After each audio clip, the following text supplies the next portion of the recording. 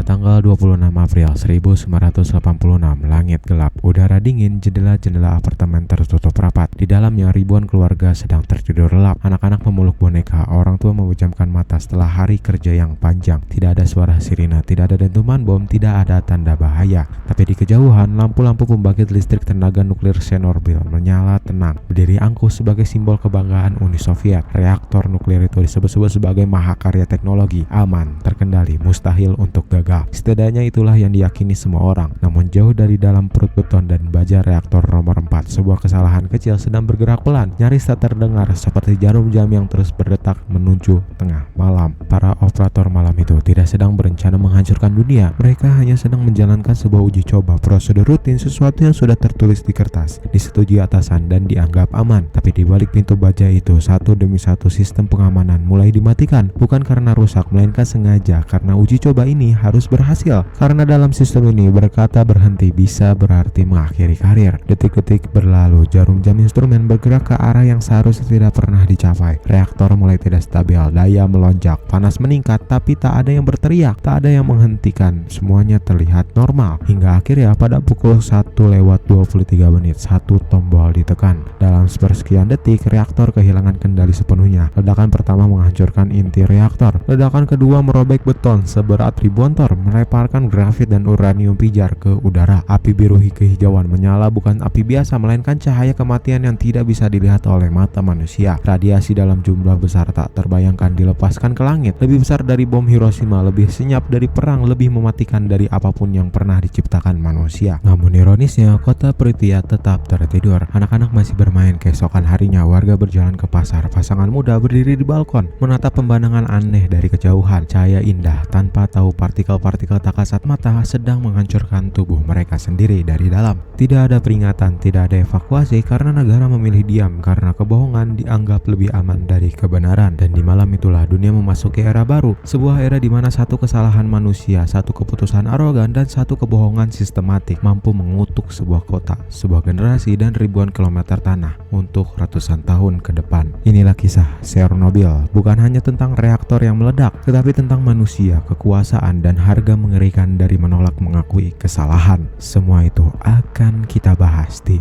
Luar Jendela.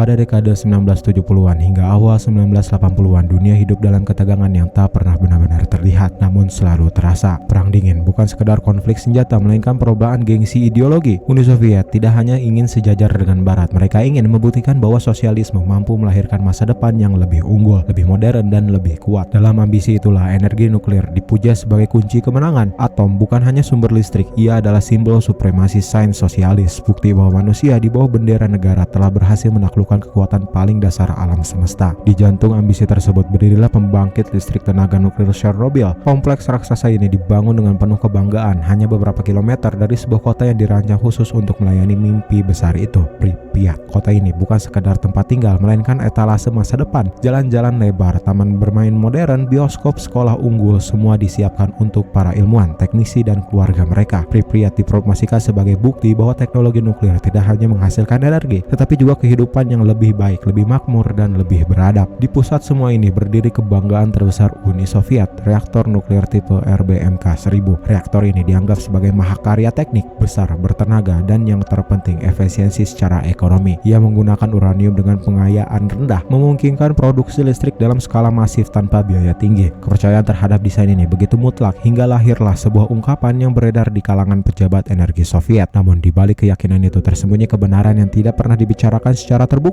RBMK memiliki cacat desain serius, ketidakstabilan ekstrim pada daya rendah, karakteristik teknis yang justru meningkatkan resiko saat sistem pengamanan diaktifkan, dan potensi reaksi berantai yang sulit dikendalikan. Informasi ini tidak disebarluaskan, para operator di lapangan tidak diberi gambaran penuh. Kelemahan-kelemahan itu dianggap sebagai detail teknis yang tidak perlu mengganggu narasi besar tentang kemajuan dan kejayaan. Semua ini diperparah oleh budaya politik yang menyesalkan. Di Uni Soviet, kegagalan bukan sekedar kesalahan, ia adalah dosa ideologis. Sistem dibangun untuk menampilkan kesempurnaan kesempurnaan, bukan untuk mengakui kelemahan. Laporan tentang anomali teknis sering disaring, dikaburkan, atau dihapus demi menjaga citra negara. Kritik sering dipandang sebagai bentuk pembangkangan. Keselamatan seringkali kalah oleh target produksi, jadwal ketat, dan tekanan dari atasan yang menuntut hasil tanpa pernyataan. Maka tanpa disadari, Chernobyl tidak lagi sekedar pembangkit listrik, ia berubah menjadi bom waktu, sebuah mesin raksasa yang berdiri dari atas kebohongan kecil, kompromi demi kompromi, dan keyakinan bahwa manusia dengan ideologi yang tepat bisa mengendalikan apapun. Pada malam 26 April 1986, semua ilusi itu akhirnya runtuh. Hukum fisika tidak mengenal propaganda, atom tidak tunduk pada ideologi, dan dalam satu rangkaian kejadian singkat yang tak bisa dikendalikan, simbol kebajuan Uni Soviet berubah menjadi monumen paling mengerikan tentang keangkuhan manusia. Sebuah luka yang tidak hanya membakar tanah Ukraina, tetapi juga mengguncang dunia selamanya.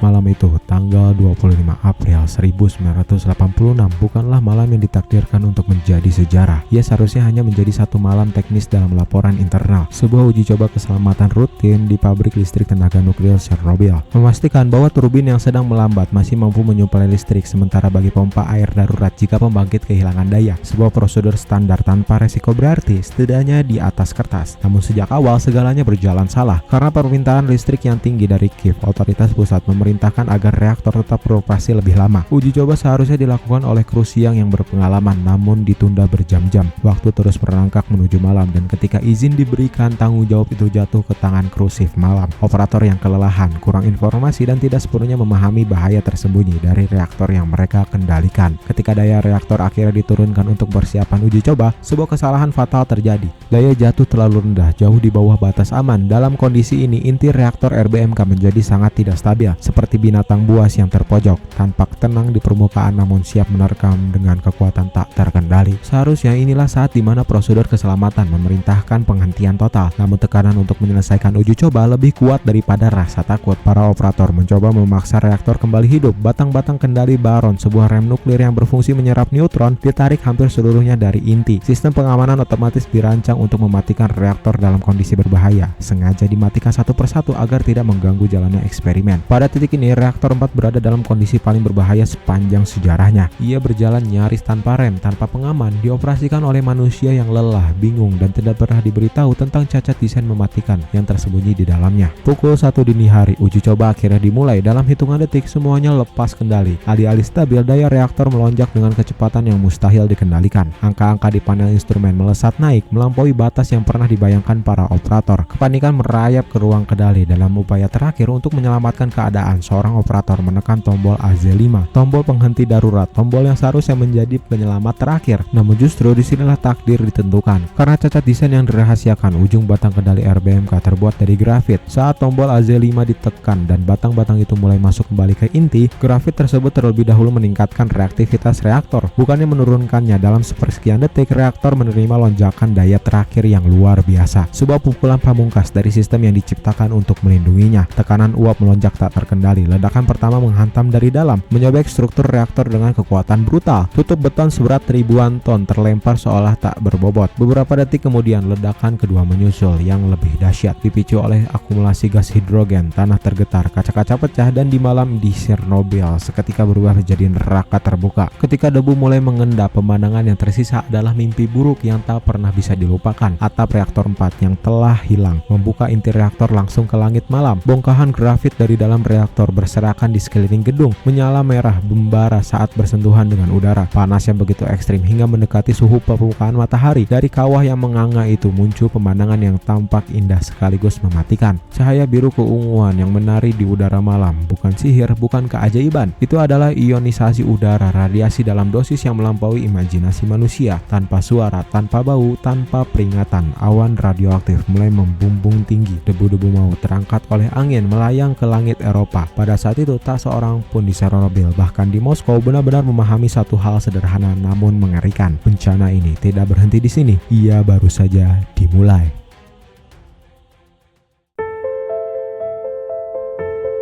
Saat asap hitam masih membumbung dari runtuhan reaktor 4, ada sesuatu yang bekerja jauh lebih cepat daripada tim pemadam kebakaran. Bukan air, bukan pasir, melainkan mesin kebohongan birokrasi. Di Moskow, di balik dinding-dinding tebal kekuasaan, laporan tentang inti reaktor yang hancur dipreteli, disederhanakan dan diturunkan derajatnya. Ledakan nuklir diredukasi menjadi kebakaran kecil di atap. Inti reaktor yang terbuka ke langit dianggap sebagai kesalahpahaman teknis. Para pejabat memilih kata-kata yang aman, bukan kenyataan yang jujur, karena dalam logika negara Soviet, mengakui kegagalan berarti membuka retakan pada citra kekuatan mutlak. Akibatnya, hanya beberapa kilometer dari pusat bencana, kehidupan di Pripyat terus berjalan, seolah-olah tidak ada yang berubah. Pagi itu, matahari terbit dengan cerah memantul di jendela-jendela apartemen modern. Udara terasa segar, anak-anak berangkat ke sekolah, tertawa, berlarian, bermain di halaman. Mereka tidak tahu bahwa partikel-partikel halus yang jatuh perlahan dari langit seperti salju bukanlah debu biasa, melainkan abu radioaktif yang menyusup ke paru-paru mereka setiap kali bernapas. Para ibu menjemur pakaian di balkon, para ayah bersiap berangkat kerja. Di pusat kota, persiapan parade Hari Buruh 1 Mei tetap dilanjutkan dengan penuh semangat. Bendera merah dipasang, panggung didirikan, dan spanduk-spanduk optimisme dikebarkan, seolah-olah radiasi bisa dinegosiasikan dengan propaganda. Keheningan palsu ini akhirnya pecah, bukan di Ukraina, bukan di Moskow, melainkan ribuan kilometer jauhnya di Swedia. Para pekerja di pembangkit listrik Forsmark terkejut ketika alarm radiasi berbunyi saat mereka masuk kerja. Awalnya mereka mengira reaktor mereka sendiri bocor, namun setelah memeriksa menyeluruh, satu kesimpulan mengerikan muncul. Sumber radiasi itu datang dari luar negeri, dari timur, yaitu dari Uni Soviet. Untuk pertama kalinya dunia melihat apa yang berusaha disembunyikan Kremlin. Awan radioaktif masif menyeberangi perbatasan. Fakta ini tidak bisa lagi ditahan oleh sensor dan retorika. Tekanan internasional meningkat. Kebohongan mulai runtuh di bawah beratnya kenyataan fisika. Setelah 36 jam penuh penyangkalan yang mematikan, pemerintah akhirnya menyerah pada fakta bahwa situasi itu telah lepas kendali. Pada siang hari tanggal 27 April 1986, pengeras suara di Pripyat akhirnya berbunyi. Suara itu tenang, resmi, dan terdengar meyakinkan. Terlalu meyakinkan untuk sebuah perpisahan abadi. Mereka diyakinkan untuk membawa barang seadanya karena evakuasi ini hanya berjalan 3 hari. Karena percaya, sekitar 50.000 penduduk meninggalkan rumah mereka tanpa perlawanan. Mereka menutup pintu apartemen, meninggalkan foto keluarga di dinding, pakaian hangat di lemari, buku pelajaran di meja belajar. Tidak ada yang membawa koper besar, tidak ada yang berpamitan dengan rumahnya. Mereka yakin akan kembali. Sejak hari itu, waktu di Pripyat berhenti bergerak. Kota yang dulu disebut sebagai simbol masa depan Soviet berubah menjadi ruang beku dalam sejarah. Buku-buku sekolah tetap terbuka di atas meja kelas. Boneka-boneka anak tergeletak di lantai apartemen yang berdebu. Kincir ria di taman bermain berdiri kaku, tidak pernah berputar, tidak pernah digunakan. Sebuah kerangka besi yang menunggu masa depan yang tak pernah datang. Pripyat tidak hancur oleh bom, ia tidak runtuh oleh perang, ia ditinggalkan oleh kebohongan. Dalam satu akhir pekan, sebuah kota modern lenyap dari peta kehidupan manusia menjadi kota hantu. Monumen bisu tentang apa yang terjadi ketika teknologi paling agung bertemu dengan kesalahan manusia, kebohongan, kekuasaan, dan negara yang terlalu takut untuk berkata jujur.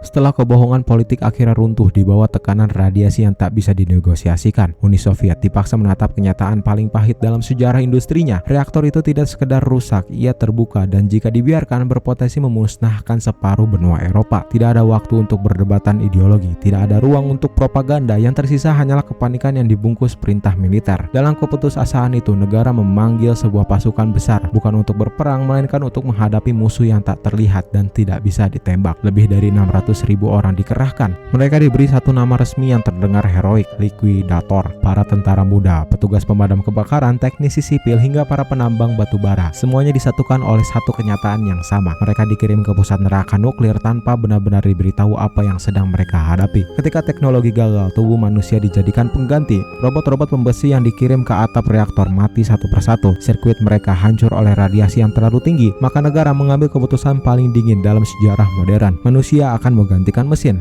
Para tentara muda itu disebut sebagai robot biologis, sebuah istilah yang mereduksi nyawa menjadi alat sekali pakai. Mereka diperintahkan naik ke atap reaktor 4, tempat bongkahan grafit inti reaktor berserakan, memencar radiasi mematikan, tanpa pakaian pelindung yang layak, tanpa pengetahuan medis yang cukup. Hanya dengan skop tangan, rompi tipis berlapis timah dalam 1,5 menit, mereka harus berlari, menyekop grafit radioaktif, melemparkannya kembali ke dalam kawah reaktor, lalu turun secepat mungkin. Setiap detik tambahan berlatih sel-sel tubuh mereka sedang dibakar dari dalam. Tidak ada luka terbuka, tidak ada darah, hanya jam biologis yang dipercepat menuju kehancuran. Mereka berhasil, api berhasil dipadamkan, struktur darurat sarkofagus beton raksasa berhasil dibangun untuk mengurung monster itu. Dunia selamat. Tetapi kemenangan itu dibayar dengan cara yang kejam dan sunyi. Dalam tahun-tahun setelahnya, ribuan likuidator mulai tumbang satu persatu. Tubuh mereka menyerah perlahan. Kanker, kerusakan organ, penyakit radiasi kronis yang tidak tercatat secara resmi. Banyak dari mereka tidak pernah diakui sebagai korban. Nama mereka hilang di antara arsip negara yang tertutup rapat. Namun Chernobyl tidak pernah menjadi tragedi lokal. Awan radioaktif membawa isotop mematikan. Cesium-137 dan Iodin-131 terbang tinggi, melintasi perbatasan tanpa paspor, tanpa ideologi, dan tanpa izin. Partikel-partikel itu jatuh di ladang Eropa, di atap rumah, di susu yang diminum anak-anak. Dari Ukraina, Belarus, hingga Skandinavia, bahkan mencapai Inggris. Tahun-tahun berlalu dan dampak mulai terlihat. Lonjakan kanker tiroid, terutama pada anak-anak yang terpapar pada hari-hari pertama setelah ledakan. Penyakit yang muncul bukan sebagai ledakan statistik dramatis, melainkan sebagai deretan nama di ruang tunggu rumah sakit. Sebagai pengakuan atas bahaya yang tidak bisa dihapus, pemerintah menetapkan zona eksklusif sejauh 30 km,